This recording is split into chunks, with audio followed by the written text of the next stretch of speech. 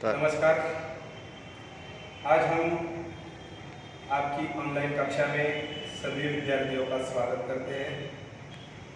हमारे विद्यालय के प्रधान अध्यापक सम्माननीय कोलंगड़े सर की प्रेरणा से ये ऑनलाइन कक्षाएं शुरू हो चुकी है और आज इस हिंदी विषय की कक्षा में सभी छात्रों को आज उनका अभ्यासक्रम और उन्हें इन छुट्टियों के दिनों में किस प्रकार से अभ्यास करना है इसकी जानकारी आज के वीडियो के द्वारा मैं आप छात्रों के पास पहुंचाने की कोशिश कर रहा हूं। तो प्रथम बात यह है कि लोक भारती हिंदी जिसे हम कहते हैं वह 10वीं कक्षा में 100 अंकों के लिए एक पेपर है। उसमें से 20 अंक मौखिक परीक्षा के द्वारा दिए जाते हैं और 80 अंकों के लिए आपकी लेखी परीक्षा ली जाती है।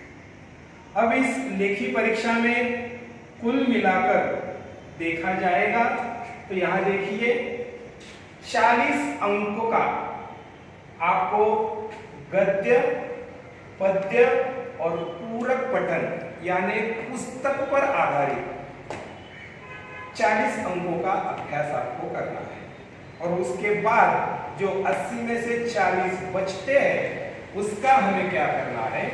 तो ध्यान से देखिए, विभाग 4 व्याकरण विभाग 14 अंकों के लिए और लेखन विभाग 26 अंकों के लिए, तो इसके कुल 40 हो गए और 40 से 40 80 हो जाते हैं।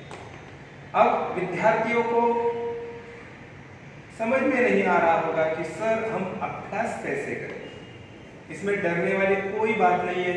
जब पाठशालाएं शुरू हो जाएंगी आपके सारे प्रश्नों के उत्तर आपको मिल जाएंगे, लेकिन उससे पूर्व हमें इस कालावधि में कम से कम मैं आपको कुल मिलाकर 40% यानी 40 अंकों का अभ्यासक्रम आपका पूरा हो चुका है। इस वीडियो के माध्यम से आपको मैं बताने जा रहा हूं। आप दुविधा में पड़ गए होंगे कि सर 40 अंकों का अभ्यासक्रम कैसे पूरा हुआ। तो विस्तार से देखिए, हम गद्य पद्य की बात नहीं करेंगे। जब आपको प्रकरण दिए जाएंगे उसमें डरने वाली कोई बात नहीं है। क्यों? क्योंकि गद्य हो, पद्य हो या पूरक पठन हो, उसका परिचय आपके सामने छपकर आने वाला है और उसमें से उत्तर ढूंढकर आपको लिखने हैं। यह आसान बात है, इसलिए आपको चिंता करने की कोई जरूरत नहीं है। अब आपको अभ्यासक्रम या अभ्यास क्या करना है यह मैं आपको बताने जा रहा हूं। आप हमारी 9वीं कक्षा में थे। 9वीं कक्षा में भी सारे शिक्षकों ने, अस्पतवार सर हो, कुंभार सर हो या मैं, हम तीनों ने आपको 9वीं कक्षा में अभ्यासक्रम पढ़ाया था 9वीं का।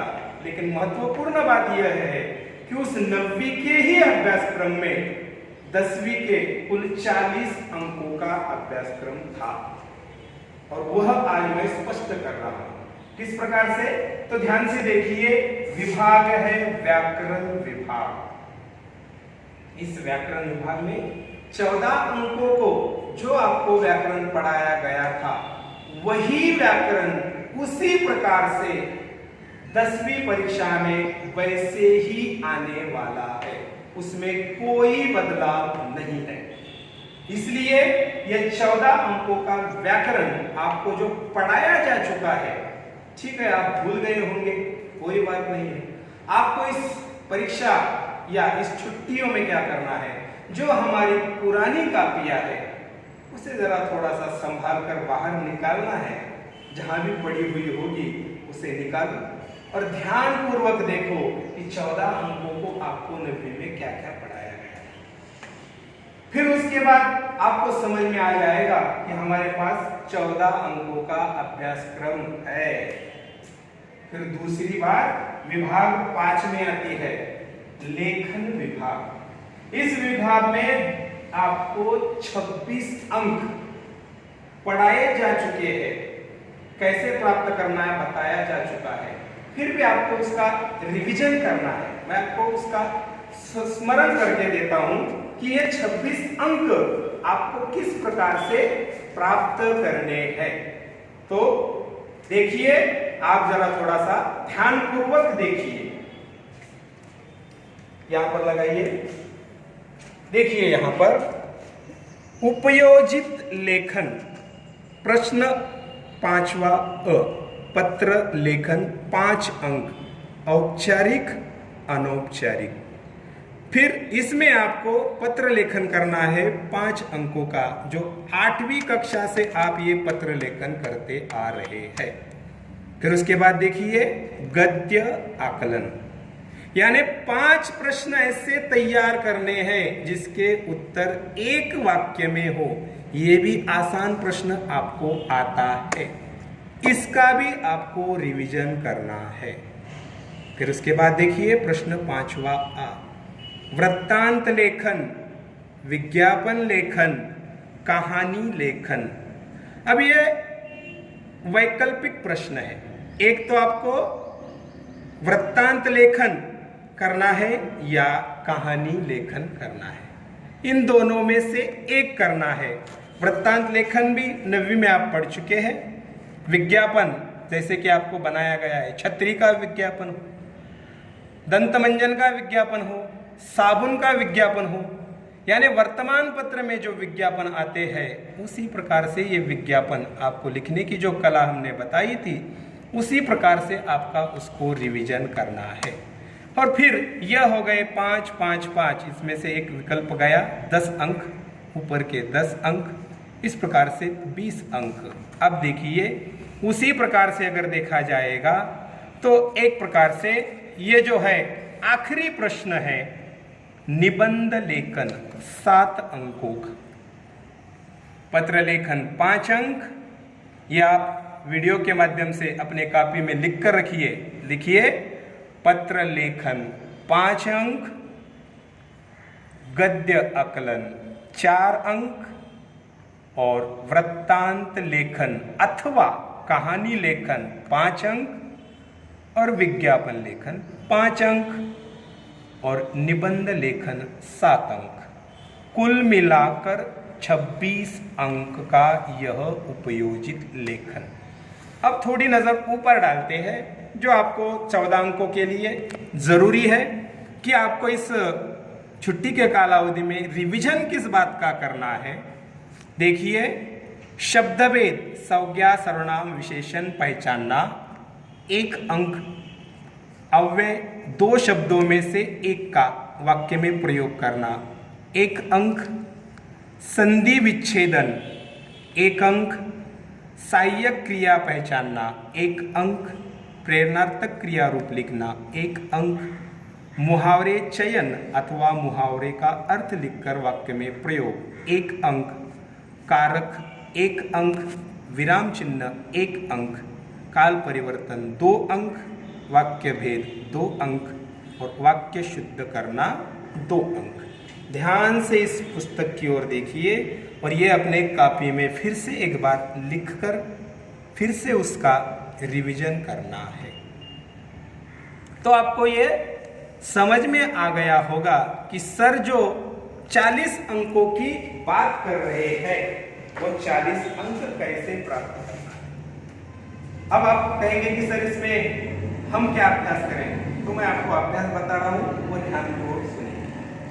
आपको लेखन विभाग में जो पत्र लेखन है, जितने आपके 9वीं के पत्र है वही सारे पत्र, कम से कम औपचारिक 5 पत्र लिखना है, अनौपचारिक 5 पत्र लिखना है। लिखो, लिखना बहुत जरूरी है।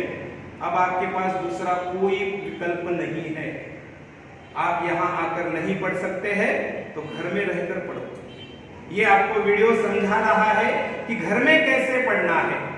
आपको 5 पत्र लिखने हैं, औपचारिक 5, अनौपचारिक 5। फिर उसके बाद दूसरा 5 गद्य ढूंढ कर निकालो, किसी भी कॉपी में से, किसी भी पुस्तक में से 5 एक परिच्छेद लीजिए छोटे छोटे, और उस पर प्रश्न बनाना कि जिसका उत्तर एक वाक्य में है। कि जैसे कि गद्य में दिया होगा कि एक मुरुड शहर नामक एक गांव है, उस गांव में 10,000 लोग वहां पर एकत्रित हो चुके हैं और कुल मिलाकर ऐसा देखा जा रहा है कि एक प्रकार से वहां पर भीड़ उमड़ पड़ी है। जैसा भी परिच्छेद हो, एक कल्पनात्मक के नाम पर मैंने मुरुड का नाम दिया। तब इस परिच्छेद पर आप प्रश्न कैसे बनाएंगे कि आपको अगर प्रश्न बनाना है तो मुरुड शहर में कितनी लोक संख्या उमड़ पड़ी है, तो उत्तर में आएगा 10,000। शहर का नाम क्या है, तो उत्तर आएगा मुरुड। ऐसे प्रश्न बनाने की कला, इस प्रकार से कोई भी परिच्छेद लो, पुस्तक में से ढूंढ कर निकालो, परिच्छेद देखो और उसमें प्रश्न बनाना सीख जाओगे। इससे आपका प्रश्न बनाना आसान हो जाएगा। फिर रही बात अगली कहानी लेखन। कहानी लेखन तो आप छठी कक्षा से करते आ रहे हैं। डॉट डॉट में आपको कहानी, आदि कहानी दी जाती है। इसमें तो ज्यादातर बोध कथाएं होती है जो आपने बचपन से सुनी हुई होती है। तो उसी प्रकार से उस कहानी को आगे बढ़ाना, उसे पूरा करना।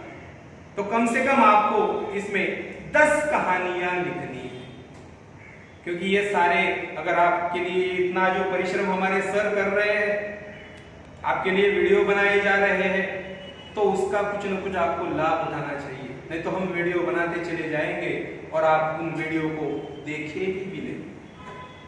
जब तक आप इस वीडियो को देखेंगे नहीं और जो हमने बताया है वो लिखकर लाएंगे नहीं, तब तक हमारा ये प्रयत्न असफल रहेगा। इसलिए इसका मोल करो जो आपके लिए यहाँ तक पहुंचाया जा रहा है। तो 10 कहानियां लिखो। वृत्तांत लेखन कम से कम 5 वृत्तांत लेखन करो। वृत्तांत लेखन करना बहुत आसान है कि जो भी कार्यक्रम आपने आंखों देखा है उसका आपको शब्दों में लिखावट करनी है, लिखना है। जैसे कि हमारे विद्यालय में हमने बख्शीश वितरण समारोह लिया था, कलेक्टर साहब आ गए थे, तो उसका वृत्तांत लेखन, उसके अध्यक्ष कौन थे, कौन किसका स्वागत किया, कलेक्टर साहब ने क्या कहा, किस प्रकार से उनका गौरव किया गया, ये लिखना है वृत्तांत लेखन। या वृक्षारोपण या भाषण स्पर्धा हम लेते हैं, ये जो कार्यक्रम होते हैं ना, उसका वृत्तांत लिखना, उसे ही कहते हैं वृत्तांत लेखन। कहानी और वृत्तांत हो गया। विज्ञापन का मैंने आपको बता ही दिया कि छतरी का विज्ञापन हो, साबन का हो, दंत मंजन का हो, किसी भी प्रकार की वस्तु का विज्ञापन हो, वो वस्तु एक प्रकार से छोटी सी दिखती, वहां पर उसकी आकृति, काम, दाम, मूल्य, उसकी विशेषता, इतना सारा लिखना है, वो गया विज्ञापन। और रह गई आखिरी बात, 7 अंकों का निबंध लेखन। तो निबंध के 4 प्रकार है: वैचारिक निबंध, वर्णनात्मक निबंध, कल्पनात्मक निबंध, आत्मचरित्र। तो इन चारों में से, चारों प्रकार के 5-5 निबंध, कम से 20 निबंध लिखना है। अगर आप लिखोगे तो ही सफल हो पाओगे। तो मेरे इस वीडियो के माध्यम से मैंने आपको फिर से एक बार आप देखिए कि व्याकरण के कुल 14 अंक, लेखन विभाग के कुल 26 अंक, कुल मिलाकर 40 अंक किस प्रकार से, यानी 40%, यानी 80 में से अगर देखा जाएगा तो आधा अभ्यासक्रम हमारा समाप्त हो चुका है। ध्यानपूर्वक देखिए कि हम क्या बात कर रहे हैं कि आधा अभ्यासक्रम। अब रही बात रिवीजन की, तो आप आने के बाद हम वो तो लेने ही वाले हैं, लेकिन आपको घर में बैठे बैठे कुल मिलाकर 40 अंकों का अभ्यास करना है। इसलिए ध्यान दीजिए कि इस 40 प्रकार अंकों का प्राप्त करने के लिए आप अभ्यासक्रम कीजिए। और मैं अपने अगले वीडियो में आपको गद्य, पद्य या पूरक पठन के लिए एक आध गद्य या एक आध कविता या एक आध पूरक पठन, इसके बाद आपको पढ़ाया जाएगा। और ये जो मेरा वीडियो है, इसके माध्यम से सम्मानीय कोलेंगे सर के विचार से जो आपके पास यह पहुंचाया जा रहा है, उसका अवश्य लाभ उठाइए। और जो भी है, जो कुछ भी समझ में नहीं आ रहा है, तो वीडियो बार बार देखिए, आपको 40 अंकों का अभ्यासक्रम आपके पास नजर आएगा। नमस्कार।